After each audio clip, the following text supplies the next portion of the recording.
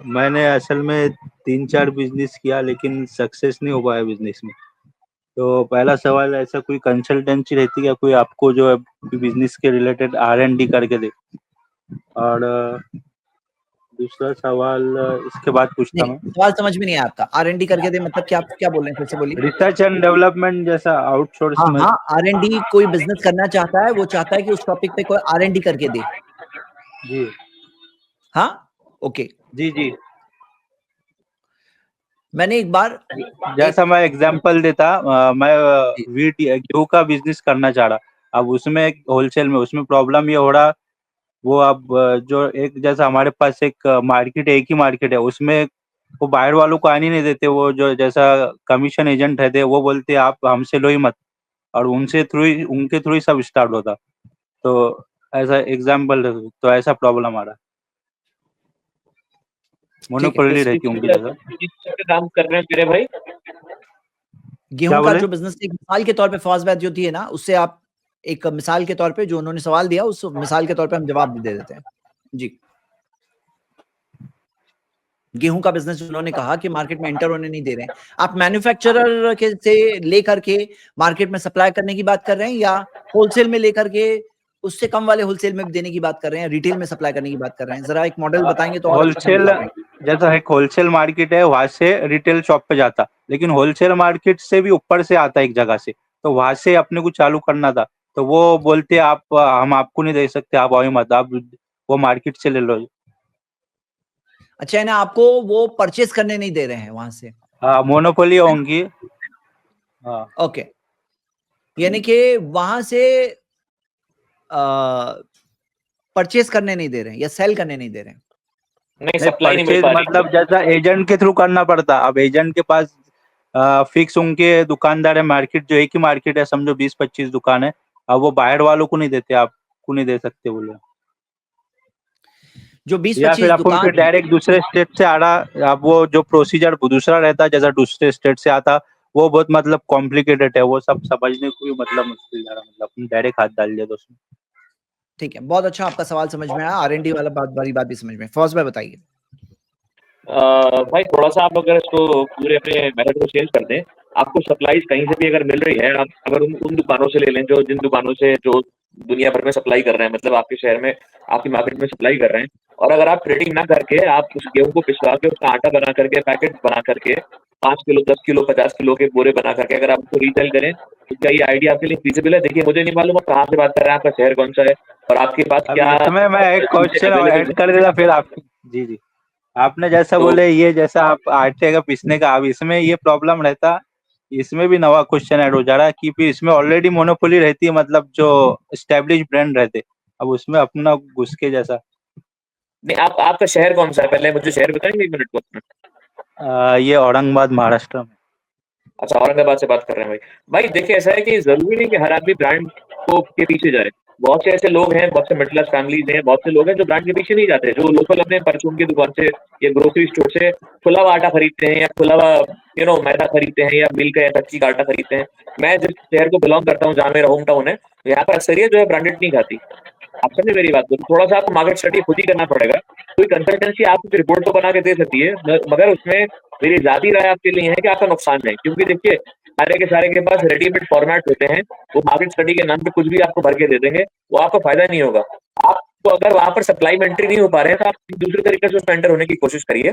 आप उसको रीप्रोसेसिंग या उसमें वैल्यू एडिशन करने की कोशिश करिए। अगर वो खाली गेहूं का आटा दे रहे हैं, तो आप उसमें थोड़ा सा कॉर्न का आटा, थोड़ा सा राइस का आटा, थोड़ा सा ज्वार बाजरा रागी का आटा मिला करके एक अपना नया ब्रांड बना करके कोशिश करके चालू करिए। तो ये आपके लिए एक अच्छा ऑप्शन हो सकते हैं आपके लिए। ठीक है ना? आप आपके पास इन्वेस्टमेंट कितना है, आपके पास रिसोर्सेज कितने हैं, आपके पास मार्केट अवेलेबिलिटी कितनी है, तो थोड़ा तो आपको देखिए शुरू का 1-2 साल आपको भागदौड़ करनी ही पड़ेगी, इससे आपको पीछे नहीं करना पड़ेगा। आप बोले सवाल के शुरू में कि मैंने 3-4 बिजनेस किया बट मेरे को फेलियर मिला, कामयाबी नहीं मिली। भाई बिजनेस जो है ना कंसिस्टेंसी मांगता है। अगर आप कंसिस्टेंट नहीं है, ठीक है, तो फिर बिजनेस आपके लिए नहीं है। मतलब मैं आपको नहीं कह रहा, मैं जनरल बात कह रहा हूँ, ठीक है ना?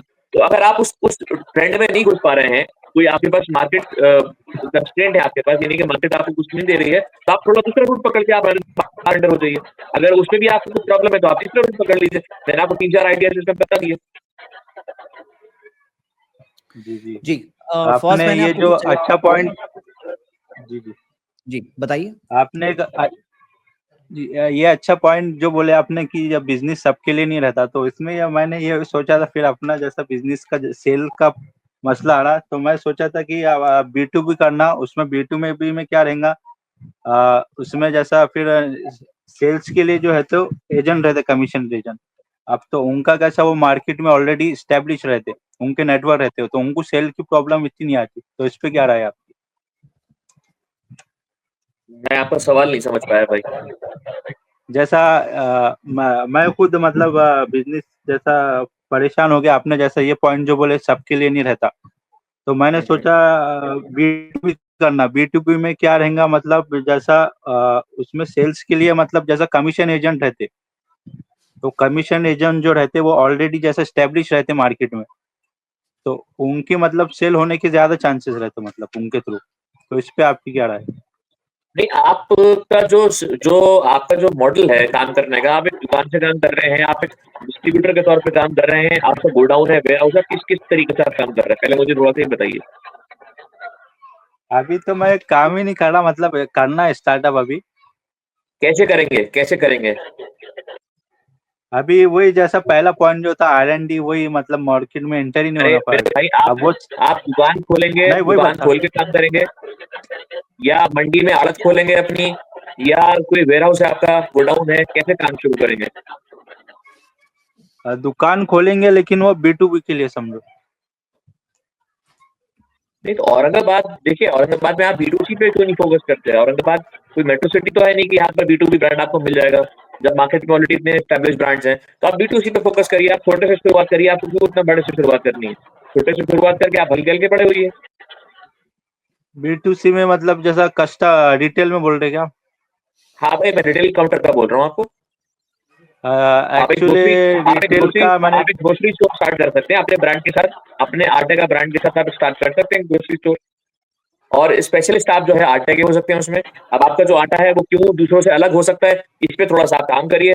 आप अपने गेहूं के साथ जो है वो थोड़ा सा ज्वार, रागी, बाजरा, कॉर्न, चना थोड़ा सा मिला दीजिए उसमें। ठीक है, उस पर अपनी ब्रांडिंग करके बेचिए कि भाई मेरा जो है सिर्फ गेहूं का आटा नहीं है, मेरे आटे में ये 5 खूबियां और है, यानी कि 5 मेरे पास 5 पल्सेस का जो है मैं इसमें और मिश्रण करके बेच रहा हूँ या मिक्सर करके बेच रहा हूँ। तो आप ऐसे करके ब्रांड करके बेचिए उसको, क्या प्रॉब्लम है आपको? तो ठीक है, बहुत ये अच्छे आटे सजेशन का है। B2C में बोल रहे हैं आप, क्या B2B में बोल रहे मैं B2C बोल रहा हूँ भाई, B2B अभी नहीं बोल रहा हैं? हूँ। अच्छा, स्टार्टिंग में B2B आप नहीं तो कर सकते ना, आपको B2C से स्टार्ट करना पड़ेगा। तो B2C में स्पेशल आटे की दुकान।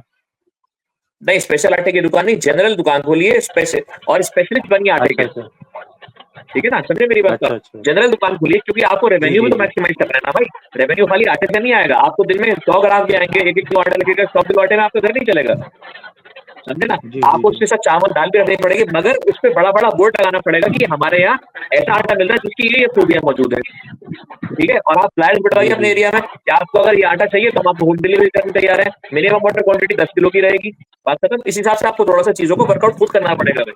ये कोई कंसल्टेंसी में आप चले जाओगे, आपको यही चीजें बताएगा जो हम आपको यहाँ पर बता रहे हैं। ठीक है अजहर भाई, मैं आपको कुछ जी जी सजेशन इसमें दूंगा। जहां से आपने R&D से बात शुरू की है ना, तो सबसे पहले एक जी रूल है, सही जवाब पाने के लिए सही सवाल पूछना जरूरी है। यानी कि आप अगर R&D जी। बोल रहे हैं, उसको डिफाइन करना कि आपको एक्चुअली क्या चीज चाहिए, कि मुझे एक्चुअली ये 1 2 3 ये डिटेल्स मुझे नहीं पता। जैसे कोई चीज है जो आपको नहीं पता है, तो उसके अंदर सवालों को आइडेंटिफाई करना ये पहली चीज होती है, कि प्रॉब्लम्स क्या क्या है, डिफिकल्टीज क्या क्या है, सवाल क्या क्या है। सेकेंडली, एक बात हम लोग हमारी स्ट्रीम्स में कई बार बोल चुके हैं कि जो बिजनेस में जाओ तो वहां जाकर के गिर पड़ के सीखना ये समझदारी नहीं है। कोई एक्सपीरियंस पर्सन आपके साथ हो, या तो पार्टनर के तौर पे, या तो कंसल्टेंट के तौर पे, या तो स्टाफ में कोई ट्रस्टवर्दी स्टाफ के तौर पर, या तो खुद एक्सपीरियंस हासिल कर लो, या तो खुद जो लाइन में बिजनेस करना है वहां जाके जॉब कर लो, थोड़े दिन तक जाके समझ के आओ अंदर से। तो ये कुछ चीजें होती है, या तो कोई कोर्स होता है उसके अंदर कुछ एक्सपर्ट्स पढ़ा रहे हैं, कोई मेंटरिंग कर रहा है, कोई एक्सपीरियंस पर्सन ने आपको गाइड किया है। ये बहुत जरूरी है ताकि आप गिर पड़ के खुद सीख करके अपने कैपिटल को खतरे में ना डालो।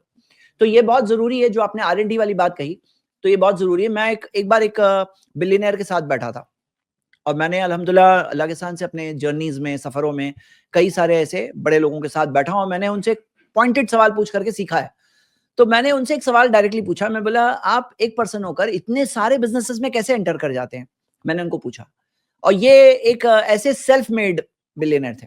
उन्होंने कहा मैं जब कोई चीज करना चाहता हूं तो मैं उसके लिए एडवर्टाइजमेंट देता हूं, मुझे वैसा कंसल्टेंट चाहिए। और कंसल्टेंट यानी कोई पर्सन जो मिल जाए जिसके पास एक्सपीरियंस है, फिर मैं उसको अपॉइंट करता हूं, फिर उसके जरिए सही पर्सन को आइडेंटिफाई करके फिर मैं वो एक नए बिजनेस में एंटर होता हूं। तो क्या तरीका था उनका, एक कोई सही पर्सन को हासिल करना। तो किसी का अगर फुल टाइम कंसल्टेंसी नहीं है, पार्ट टाइम कंसल्टेंसी हो, एक्सपर्ट हो जिसके पास सही तौर पे एक्सपीरियंस हो।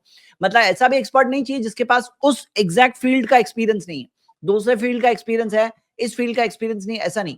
कोई चाहिए जिसके पास उसी फील्ड का एक्सपीरियंस हो, हैंड्स ऑन एक्सपीरियंस हो, जिसने सालों साल में सीखा हो, जिसके पास तजुर्बा हो। तो आप उसके तजुर्बे से डायरेक्टली सीखेंगे, लेकिन लर्निंग एटीट्यूड होना बहुत जरूरी है। जैसे कुछ लोग होते हैं अंधाधुन घुस जाने का, अल्लाह है लेकिन हमें साथ में ऊंट को बांधने भी सिखाया गया है, तो ये बहुत जरूरी है। अब R&D आजकल तो अल्हम्दुलिल्लाह जब हम डिजिटल एज में रहते हैं, AI की एज में रहते हैं, तो आजकल इंफॉर्मेशन जमा करके कंपाइल करके मिलना इजियर हो गया है। और बहुत सारे आपको पता है कि कोर्सेज आ गए कि कोई फील्ड आपको करना है उसके क्या क्या कोर्सेज है, तो ये बहुत जरूरी है। कभी कभार क्या होता है, रिवर्स R&D करना पड़ता है। रिवर्स R&D कैसे, कि आप देख रहे हो सक्सेसफुल बिजनेस को, फिर आप देख रहे हो उसको बैकवर्ड कि भाई वो लोगों ने क्या मटेरियल यूज किया है, कौन सा प्रोसेस यूज किया है, क्या प्राइसिंग यूज किया है, फिर उसके बेसिस पे आप उनकी R&D जो रही होगी वो नतीजों से R&D तक पहुंचोगे। रिवर्स R&D ये भी यूज कर सकते हैं। अच्छा, कुछ ऑनलाइन R&D के मार्केट टूल्स वगैरह जो होते हैं, ट्रेंड्स के, जैसे कुछ ट्रेंड्स बताने वाली जो वेबसाइट्स होती है, और कुछ आर्टिकल्स वगैरह के जरिए आप कुछ अगर ऐसे फील्ड्स आप देख सकते हैं। कभी कभार ऐसा होता है छोटा स्मॉल पायलट स्टार्ट करो, टेस्ट करना है ना, तो माइक्रो प्रोटोटाइप, कि भाई प्रोटोटाइप में छोटा प्रोटोटाइप बनाओ और स्टार्ट करो, टेस्ट करो, मार्केट को टेस्ट कर लो छोटी चीज से, ज्यादा पैसे लगाए बगैर छोटी चीज से टेस्ट करके आप देख रहे हैं अच्छा ये चीज सीखने की बात है यहाँ पे, और फिर वो सीख करके बड़ा बनाओगे। हाँ, और कई बार जैसे मेन आपने जो एक चीज कहा मोनोपोली का जो डिफिकल्टी है, आपने जो कहा कि भाई मोनोपोली वाली डिफिकल्टी, मेरे ख्याल से जो मैं समझ पाया आपके से, और मैं आपको ये कहूंगा कि आपके सवाल जो है ना, थोड़ा सा और क्लैरिटी से आप खुद अपने माइंड में रखो, पहले क्लैरिटी से नोट डाउन करो, क्लैरिटी से उसके जवाब तलब करो, तो आपको और बेटर जवाब मिलेंगे। लेकिन जो मैं समझ पाया कि आपका प्रोक्योरमेंट साइड की मोनोपोली की डिफिकल्टी आप देख रहे हो, कि मतलब एक होता है कोई प्रोडक्ट मिले तो मैं डीलिंग करूंगा, मिलने नहीं दे रहे। जैसे होता है कई बार प्रोक्योरमेंट मोनोपोली होती है ना, जैसे कभी कभार कोई होता है जो सारे रॉ मटेरियल को एक कंट्रोल कर रहा है, कार्टेल बिहेवियर होता है, कार्टेल बिहेवियर। कभी कभार ऐसा होता है कि एजेंट्स सप्लायर्स तक पहुंचने नहीं दे रहे हैं। तो अब इसके अंदर आप तो इंडिया मार्ट के जमाने में रहते हैं, अरे भाई कई सारे सप्लायर्स वो इंडिया मार्ट पे बैठे होते हैं, आप उनको डायरेक्टली ईमेल से उनके ऑफिशियल मेथड से कांटेक्ट करो। हाँ, कई सारे ऐसी चीज को साइड लाइन करके, एजेंट्स को अवॉइड करके कैसे जाते हो, वो देखना बहुत जरूरी है कि जो अल्टरनेट तरीके हैं ना सप्लाई के, अल्टरनेट चैनल्स, भाई आप अगर चेक करोगे, ट्रेड इंडिया है, उड़ान है, अमेजॉन बिजनेस है, तो वहां पर क्या क्या प्रोडक्ट्स आपको मिल रहे हैं, क्या क्या आपको चाहिए था, जो मार्केट को आप देख रहे हो। भाई आज अल्टरनेट होलसेल मार्केट बैठी है इंटरनेट पर, एक होता है रिटेल मार्केट, एक होता है होलसेल मार्केट, B2B वाली मार्केट भी वहां पे इंटरनेट पर अवेलेबल है। तो आप वहां से देख सकते हो क्या चीज हो सकती है, कैसे आप साइड लाइन करोगे, डिफिकल्टी आई है कैसे मोनोपोली को आप साइड लाइन करके आगे बढ़ोगे। हाँ, और कैसे आप दूसरे अल्टरनेट मटेरियल, जैसे फौज मैंने भी सजेस्ट किया, अल्टरनेट मटेरियल की तरफ कैसे जा सकते हो। क्या बायर्स कॉर्पोरेशन का कोई ऐसा सिस्टम है ताकि पर यूनिट कॉस्ट रिड्यूस हो जाए, ताकि मैन्युफैक्चरर तक पहुंच सके। हाँ, कि क्या ऐसा कोई बायर्स की कोऑपरेटिव सोसाइटी कोई ऐसी चीज है ताकि सब लोग मिल करके परचेस कर रहे हैं, उसमें आप ज्वाइन हो सकते हो। कई बार गवर्नमेंट स्कीम्स है ऐसी, कई बार गवर्नमेंट स्कीम्स मिलती है, फौज में उस बारे में बेटर बता सकते हैं, जिसमें मोनोपोली पावर को हाँ कट करने के लिए। जी फौज भाई, ये एक पॉइंट मैं बोलना चाह रहा हूँ भाई के लिए यहाँ पर, कि वीट की बात कर रहे हैं, अगर यही इनका प्रोडक्ट है, मतलब let's not talk into the illustration part, but हम इसको रियलिस्टिक पार्ट पे समझते हैं, तो आपके बाजू में मध्य प्रदेश है, आपका जो नेबरिंग स्टेट है मध्य प्रदेश है, Madhya Pradesh is one of the finest producer of wheat in India, ठीक है, आप जम करके वहां से गाड़ी मंगा सकते हैं। अच्छा, वीट के ऊपर जीएसटी भी नहीं है क्योंकि अनब्रांडेड है और रॉ है, वहां जीएसटी भी नहीं है, तो आपको इंटरेस्टेड जो उसका ट्रांसपोर्टेशन है वहां पर भी आपको प्रॉब्लम नहीं आएगी, ठीक है। बहुत हुआ आपको एक एपीएमसी का लाइसेंस लेना पड़ेगा अगर आपकी स्टेट में एग्रीकल्चर प्रोड्यूस मार्केटिंग कमेटी, जिसको मंडी समिति का लाइसेंस बोलते हैं आम जबान में हमारे यहाँ, मुझे नहीं पता महाराष्ट्र में उसको क्या बोलते हैं, तो वो आप अगर ले लें तो आप वहां मध्य प्रदेश से भी अपना काम चालू कर सकते हैं। अब आपको यहाँ पर सप्लाई का आपका प्रॉब्लम सॉर्ट आउट हो जाएगा, अब आपको जो मेन फोकस करना है वो आपको बायर पे फोकस करना है। तो ये आपको खुद ही देखना पड़ेगा कि भाई मुझे अगर मेरे शहर से या मेरे शहर की जो मोनोपोली सो कॉल्ड अगर है वो मुझे एंटर नहीं होने दे रहा मार्केट में, तो मैं दूसरे शहर जा सकता हूँ, दूसरे शहर वाले नहीं करने दे रहे, मैं दूसरे स्टेट जा सकता हूँ, और मध्य प्रदेश आपके बाजू में बैठा है, वहां पर तो आपको रेट भी अच्छा अच्छे मिलेंगे, कॉम्पिटिटिव प्राइस मिलेंगे, अच्छे सप्लायर मिलेंगे आपको। इंडिया मार्ट भी छोड़ दीजिए, हर कोई टैक्स अवेयर नहीं है आज के दौर में, चलिए ठीक है, मैं थोड़ा सा डिसएग्री करूंगा। अगर आप वो भी नहीं कर सकते, आप थोड़ा सा ट्रैवल करिए, आपके यहाँ से ज्यादा दूर भी नहीं है, आप अगर एक दिन लगा करके जाएंगे तो आपको बहुत सारी इन्फॉर्मेशन वहां से मिल जाएगी। बहुत सारे आप नहीं भी करेंगे ट्रेड तो बहुत से वहीं के जो डीलर्स हैं, वहीं के जो बड़े बड़े आड़तिया बैठे हैं, बड़े बड़े ब्रोकर्स बैठे हैं, वही आपको बहुत से ऐसे इनपुट्स और बहुत सी ऐसी इन्फॉर्मेशन दे देंगे, क्योंकि आप जो है एज अ बायर वहां पर जा रहे हैं, नॉट एज अ सेलर वहां पर जा रहे हैं। सेलर को एंटरटेन करना और बायर को एंटरटेन करने में दोनों में जमीन आसमान का फर्क होता है। सेलर को हर कोई एंटरटेन नहीं करता, बायर को हर कोई एंटरटेन करता है, क्योंकि बायर से पैसा आता है, सेलर को पैसा देना पड़ता है। दोनों में फर्क समझने की कोशिश कीजिए। नहीं, सही बात है। तो मोनोपोली को साइड कैसे अवॉइड करके कैसे आगे बढ़ सकते हैं, वो तरीके भी सारे अवेलेबल है, बहुत सारी चीजें हैं। और मेन चीज है अल्लाह से मदद मांगकर एक पॉजिटिव आउटलुक के साथ बढ़े, क्योंकि कभी कभार क्या होता है ना, डिफिकल्टीज हमारे ही दिमाग में होती है। जो फील्ड में उतर करके देखते हैं ना, पता चलता है अरे मैं तो 10 चीज सोच रहा था, 10 प्रॉब्लम नहीं है, 3 प्रॉब्लम है, 7 प्रॉब्लम तो इमेजिनरी थे खाली। तो वो चीज वैलिडेट करना भी बहुत जरूरी होती है कि असल में रियल में कितना बड़ा प्रॉब्लम है। कभी कभार क्या होता है ना, दूर से ज्यादा डिफिकल्ट लग रही है, अंदर जाके देखते हैं तो मालूम पड़ता है नहीं नहीं ये ऐसे नहीं, ये 10 प्रॉब्लम नहीं है, सिर्फ 3 ही है, 3 को कैसे सॉल्व करेंगे। तो वो आइडेंटिफाई करना भी बहुत जरूरी है, उसके लिए बहुत इंपॉर्टेंट पॉजिटिव आउटलुक चाहिए, तवक्कुल, अल्लाह पर भरोसा, ये सारी चीजें भी जरिया है। उम्मीद करता हूँ आपको कुछ बातें मिली होगी इंशाल्लाह।